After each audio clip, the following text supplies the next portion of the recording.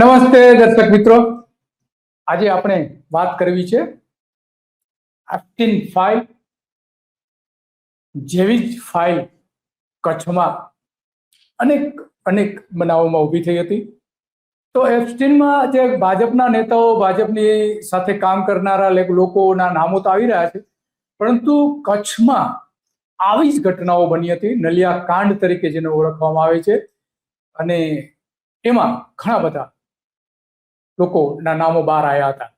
આ ફક્ત શરમજનક નથી, તે ખતરનાક પણ પરિસ્થિતિ આવીને ઊભી રહે છે, કારણ કે એફસ્ટીન ફાઇલોમાં નરેન્દ્ર મોદીનું નામ હોવાનું વિરોધ પક્ષો વારંવાર કહી રહ્યા છે.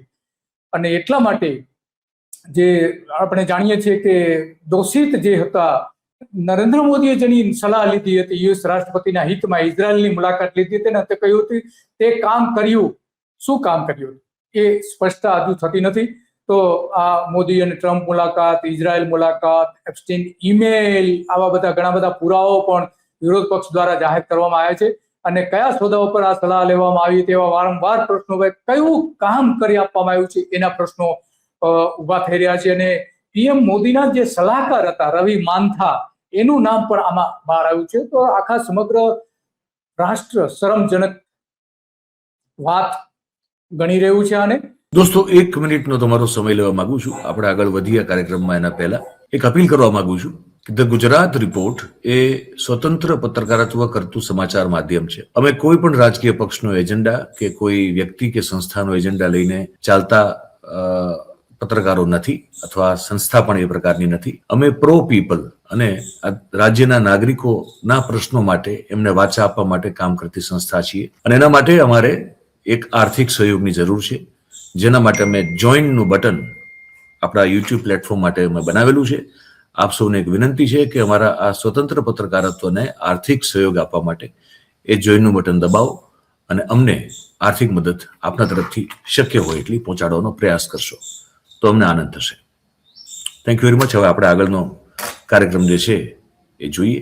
જેફરી એફસ્ટીન અને એક દોષિત માનવ તસ્કરી કરનાર બાળ જાતીય ગુનેગાર અને અમેરિકાના સિરિયલ બળાત્કારી એ લખ્યું કે વડાપ્રધાન નરેન્દ્ર મોદીએ તેમની સલાહ લીધી અને ઇઝરાયલમાં અમેરિકન રાષ્ટ્રપતિના ફાયદા માટે કહ્યું હતું.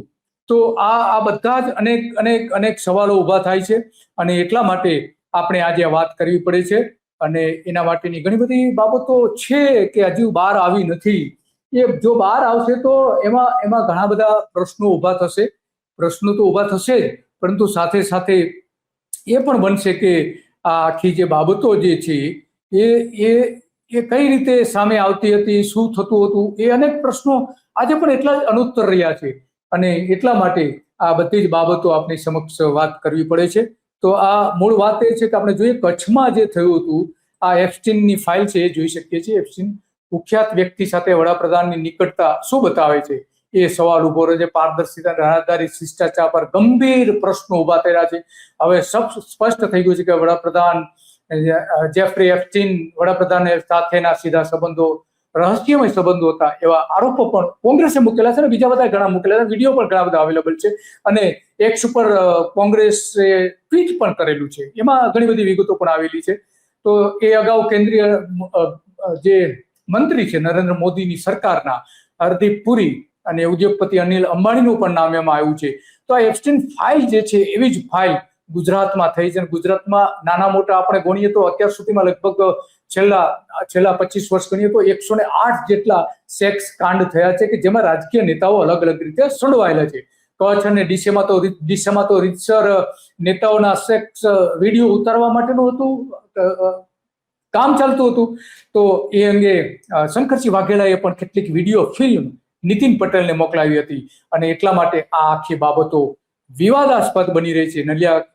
નલિયામાં જે ભાજપના નેતાઓ સાથેના જે કાંડ હતા, એ કાંડ પણ એટલા જ મહત્વના બની જાય છે આજે, કારણ કે એ સમયે જે કંઈ થયું હતું એ આપણે જોઈ શકીએ છીએ. આ બધા જે ગુનેગારો હતા, આ પ્રાંતિજના ધારાસભ્ય અને પ્રધાન રહી ચૂકેલા એ પણ, અને આ નલિયામાં જે કંઈ થયું એમાં છબીલ પટેલ બળાત્કાર કેસ અને બીજા આવા 4 જાતીય ગુનાઓ માત્ર કચ્છમાં આવા થયા હતા, ભાજપ સાથે બનેલા હોય. ગુજરાતના વિજય રૂપાણીની સરકારના પ્રવાસન અંજાર નિવાસી વાસણ આહિરની એક અશ્લીલ ઓડિયો પણ બહાર આવી હતી. પરંતુ કોઈ જે પગલા ખરેખર લેવા જોઈએ એમાં કેટલાક તો કોર્ટમાંથી નિર્દોષ પણ છૂટી ગયા અને કેટલાક હજુ ભાગતા ફરે છે, ગુજરાતની બહાર ફરી રહ્યા છે. તો આ જાસૂસી યુવતીની જાસૂસીથી આ બધું શરૂ થયું હતું. ત્યાં પણ એક જે યુવતી આર્કિટેક્ટ યુવતીની જાસૂસી કરવામાં આવી હતી અને એ બધી જ બાબતો આજે આપણી સમક્ષ આવી રહી છે. અને આ બાબતો આપણા માટે ખરેખર શરમજનક છે કે ગુજરાતમાં પણ આવી જ ઘટનાઓ બની હતી, એપ્સ્ટીન ફાઇલ જેવી. તો હેવાનિયતનો કાળો નાગ ચારે બાજુ ભરડો લઈ ગયો એવું લાગે છે. વિરોધ પક્ષના તત્કાલીન શંકરસિંહ વાઘેલાએ આ ડીસાના દ્રશ્યો આપણે જોઈ રહ્યા છે, બ્લર કરી દીધા છે આપણે, પણ એના બધા એમણે એવું કહ્યું હતું કે 20 જેટલી સેક્સ કૌભાંડના પુરાવા સીડી નીતિન પટેલને મેં પહોંચાડી છે. 15 ફેબ્રુઆરી 2017 પછી તે અંગે કોઈ જ પગલા ભરાયા નથી. વિધાનસભામાં બ્લુ ફિલ્મ જોતા પણ કેટલાક લોકો પકડાયા હતા. શંકરસિંહે કહ્યું હતું કે કચ્છ નલિયા સેક્સકાંડમાં ભાજપના ચાલ ચારિત્ર અને વિકૃત ચહેરો બહાર આવી ગયો છે. શંકરસિંહે વિધાનસભાની અંદર પણ કહ્યું કે ગુજરાતને સેક્સકાંડ અને યૌનનો હબ બનાવી દેવાયું છે. તો આવા તો અનેક પ્રશ્નો ઉભા થઈ રહ્યા છે. અને નલિયાકાંડના તો જે ભાનુશાળીની એમાં હત્યા પણ થઈ હતી અને એના જે હત્યા કરનાર ભાજપના નેતા હતા આજે એ ત્યાં જેલમાં પણ છે. પાટણ પીટીસી કોલેજમાં બળાત્કાર કેમ છે, માંડલમાં શીલા સોની બળાત્કાર અને ખૂનકાંડ પણ એમાં પણ ઘણા બધા નેતાઓના નામ ઉછળ્યા હતા. અને એટલા માટે નલિયાકાંડ વારંવાર લોકો યાદ કરે, કારણ કે સેક્સથી સત્તા સુધી પહોંચ્યા હતા ઘણા બધા નેતાઓ. આવી જે સીડીઓ ઉતારીને જે એબ્સ્ટીન કરતો હતો એ જ નલિયાકાંડમાં થતું હતું. જોકે પછી બધા નિર્દોષ છૂટી ગયા હતા, કેટલાક જેલની બહાર નીકળી ગયા હતા, ઘણા બધા પ્રશ્નો ઉભા થયા હતા પછી. પરંતુ આ બનેલી ઘટનાઓ છે, આરોપો મૂકેલા આજે પણ સોશિયલ મીડિયાથી લઈને ઘણા બધા એના પુરાવાઓ પણ આજે છે. એક જ યુવતી સાથે 40 થી વધુ દુષ્કર્મ નેતાઓએ કર્યું હતું કચ્છમાં. એક પરફેક્ટ ઘરનું સપનું એને સાકાર કરશે કોણ? Shrinathji group of companies. 10 વર્ષ પહેલા Dakshesh Shah started his journey એક સિમ્પલ ડ્રીમથી. બધાનું ડ્રીમ હોમ બનાવવાનું સપનું, એ પણ અફોર્ડેબલ પ્રાઇસમાં. 2015 થી હજારો ફેમિલીઝનું સપનું પૂરું કર્યું છે. તો તમે કેમ પાછળ રહી જાઓ? આજે જ મુલાકાત લો શ્રીનાથજી સામ્રાજ્ય અને સ્વસ્તિક પાર્કની અને તમારા સપનાને એડ્રેસ આપો.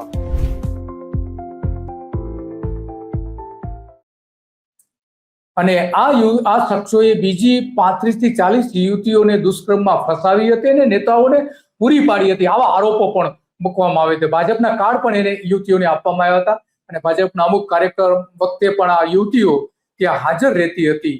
આવા આરોપો પણ મુકાયા હતા. વાસણ આહિરની જે ટેપ બહાર આવી તે પણ સાંભળી. આ આપણે જોઈ શકીએ છીએ. મારો મત સૌના સાથ સૌના વિકાસના મંત્રને મારું મત ભાજપને. ફરે છે પ્રાંતિજના આપણે જાણીએ છીએ કમળનું બટન દબાવીએ, ફરી ભાજપ સરકાર બનાવીએ. એને આવી જાહેરાતો પણ બનાવી હતી અને આ જાહેરાતના આધારે ચૂકાયા હતા. હવે ભાગતા ફરે છે. તો આવી વાત છે કે ખરેખર વાસ્તવમાં જે કંઈ ચાલતું હતું એ અત્યંત ગંભીર હતું. વાસણ આહિરની તમે જમવામાં પહોંચી જાઓ. હવે એ બહેનો કે છે तुम नहीं जमे, तुमने नहीं खाना खाया, मगर बहनों तो जमती थी ना. अब मालूम है उनमें से क्या बोलती हैं 2-3 जनी, जरूरत पण ना હતી સંસદીય સચિવની, ત્યાં પણ થી આવી ગયા કેમ કે જોશના હતી એટલે આવી ગયા. તો આવી ઘણી બધી ટેપ પણ બહાર આવી હતી. તો એટલા માટે આજે યાદ કરવું પડે છે કે ભાજપના 100 નેતાઓ કચ્છની મીઠી ખારેક કાંડમાં સંડોવાયેલા હોવાના આરોપો પણ વારંવાર મૂકવામાં આવતા હતા. જેના અનેક નેતાઓની વિડીયો ઉતારી હતી. એ વિડીયોને સાથે બ્લેકમેલ કરીને ઘણા લોકો આગળ પણ આવ્યા હતા. તો આ ભાનુશાળી પાસે સેક્સ વિડીયોની ક્લિપ પણ હતી. એની હત્યા ટ્રેનમાં કરવામાં આવી હતી અને એની પાસે જે 2 મોબાઈલ હતા, એક મોબાઈલમાંથી આ બધી જે ફિલ્મો હતી એ ગુમ થઈ ગઈ છે. આજ સુધી એ મળી શકી નથી અને જાહેર પણ થઈ નથી. અને એટલા માટે આ 10 ઓડિયો ટેપ બહાર પાડી છે તે ભાજપના જ નેતાના હોવાનું માનવામાં આવે છે, એવું કહી શકાય છે. આવા તો અનેક છે. દિશામાં પણ થયું હતું. આપણે હમણાં જે વિડીયો ફિલ્મ દિશામાં ભાજપના એક નેતા કે જે ત્યાં પણ એક યુવતી સાથે આ રીતે એના દ્રશ્યો પણ આપણે જોયા. તો આખી બાબતો જે છે એ અત્યંત ગંભીર છે અને એટલા માટે આજે આપણે એપ્સ્ટીન ફાઇલ જે છે એવી જ ફાઇલ કચ્છના નલિયામાં થઈ હતી. શંકરસિંહ વાઘેલાએ 20 ફિલ્મો આપી હતી. ભાનુશાળીના મોબાઈલમાં ફિલ્મો કેટલીક હતી એ કઈ હતી એ આજ સુધી શોધી શકાય નથી. અને કચ્છમાં અને ડીસામાં ઘણા બધા નેતાઓના આ રીતે વિડીયો ક્લિપ પણ ઉતારવામાં આવી હતી. એ સમયે નરેન્દ્ર મોદી એ જાહેરમાં કહ્યું હતું કે ચૂંટણી આવી રહી છે ને કેટલીક વિડીયો ફિલ્મ બહાર આવશે, એવું જાહેરમાં પણ એને કહ્યું હતું. તો આજે આટલું જ કાલચક્રમાં, અને કાલચક્રમાં આવી જ બાબતો ઉપર આપણે ચર્ચા કરતા રહીશું, નેતાઓના પર્દાફાશ કરતા રહીશું કે જે નેતાઓ સત્તાની સીડી પહોંચવા માટે આ સેક્સનો પણ ઉપયોગ કરતા હોય છે.